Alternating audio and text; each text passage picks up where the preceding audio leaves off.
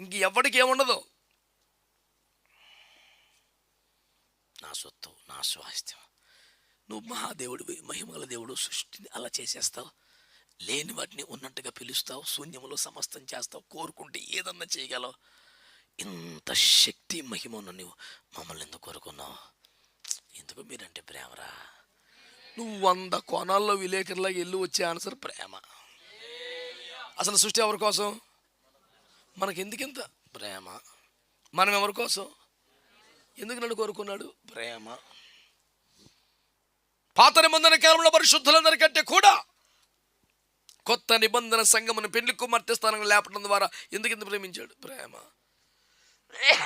నువ్వు ప్రశ్నలు 100 ఆన్సర్ దేవుని ప్రేమ ఇదిగో, ఈలాంటిదా యేసు ప్రేమ. అంతే, ఇంకేం చేయలేం.